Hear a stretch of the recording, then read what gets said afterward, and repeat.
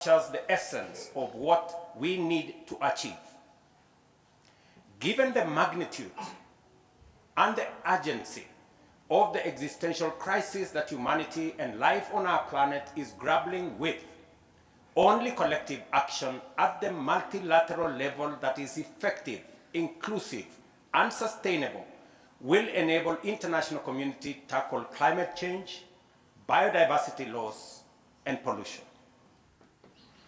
Fortunately, we are now aligned in terms of the need to move together rapidly in order to catch up with and overtake this crisis. We are propelled by the momentum of the 2023 COP28, which took place in Dubai last November and concluded on a hopeful note with a number of historical decisions. First, COP28 emphasized that simultaneously transitioning away from fossil fuels while tripling renewables and doubling efficiency is a collective priority.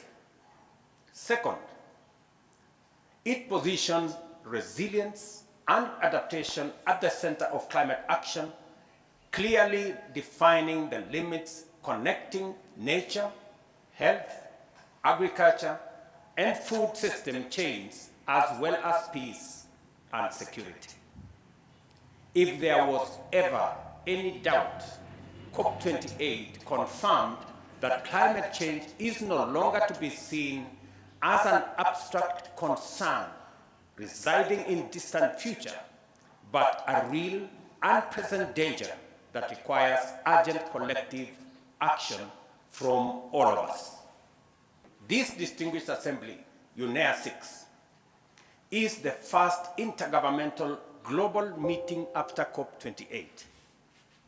This places upon this assembly a tremendous responsibility to expeditiously deliver on its agenda in full and thereby demonstrate the power of international cooperation and effective multilateralism.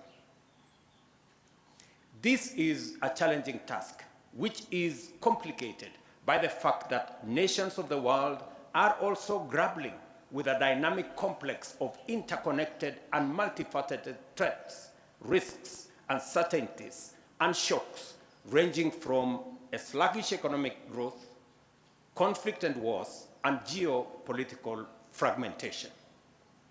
This situation is exacerbated by an alarming climate change trend whose implications are now impossible to ignore. Record-breaking temperatures on one hand, catastrophic droughts and floods, escalating sea levels, landslides, rampant wildfires. If anybody watched TV last night, we were witnessing huge wildfires in the US, severe cyclones which have become frequent and familiar in many regions worldwide. Science is unequivocal that human activity are the primary catalyst for this phenomena.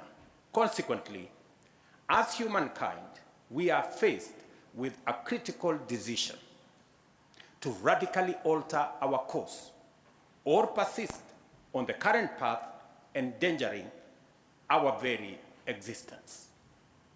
Undoubtedly, we collectively appreciate this predicament, yet our track record on course correcting is mixed. On one hand, undeniable progress has been made on several fronts. At COP28, we operationalized the Loss and Damage Fund to support economic and non-economic losses and damages associated with adverse effects of climate change in climate-vulnerable development. So that is President William Ruto talking about the agency of tackling climate change or global warming by then. But of recent, his country also was being attacked, or it was flooded. Kenya, Nairobi was flooded, and a lot of people, they have also lost their life. And obviously, a lot of people, they were displaced from their home. And this is just to indicate that the global warming, the climate change, it's happening. And this is not the time that people, they need to fold their arms and hands, not to try not to do something, because you don't know which country is also going to be affected by these catastrophes. Because if it's not a flood, then we have a drought. Like for the past 3-4 years, we had this El Nino that so Southern African countries, we were having El Ninos for almost 2-3 years, and the rainfall pattern, or the average rainfall that the countries normally received, it was really, really minimal, and these things has really contributing to a lot of kettles, they have died. Food production has become minimal because of the rainfall, meaning there is no water in the ocean pen, or there is no water in the rivers, because there was no rain for 3-4 consecutive years. So the climate change is something that needs to be tackled by everyone, especially to the countries who really up to now having a massive of industrialized that are going on in their countries. They're the one who's supposed to come at the forefront and fight this. Just talk of the North Pole being melting. The North Pole, they are melting just because of this global warming or climate change now. Because the Western countries, they are very much clever. So they can use a different theme. When one decade passed, then they'll come up with a climate change. But now and then we know global warming. But if you don't follow, you could be like, no, this is a new thing. It's not a new thing.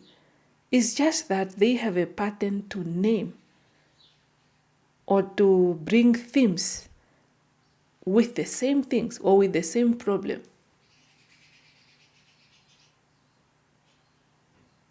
Yeah, and now he is talking of biodiversity, fossil fuel, the countries to stop also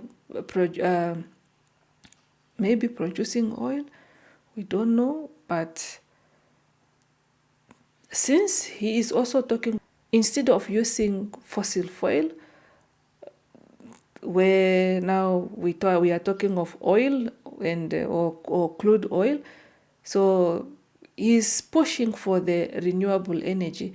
It means that most of the power station in the continents, because a lot of power station in the world, they were using coal, so meaning that this power station, they are going to be stop functioning or produce oil, and a lot of people, they are going to move to the renewable energy.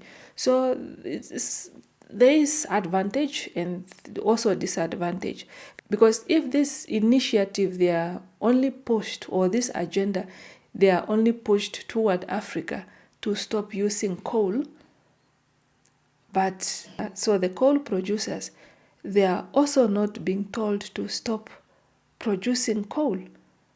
So now, where is this coal going to be used if they are coming up with African countries to stop using coal? But we see now and then people are burning coal. It's only that if they really want to change the climate change, it's better this renewable energy, must start this renewable energy in their continent.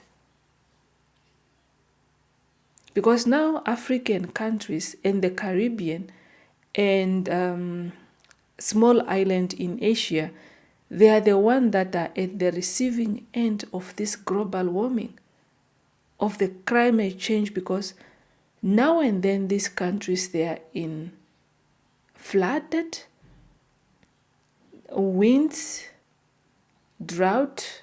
But now President William Ruto is really calling for the multinational to come out. Those people who believe in fighting for the climate change, they must come forth and do something about this, because people, they cannot continue to speak for 50, 30 years about global warming and now is climate change. Like, no, we are not going to do anything about this.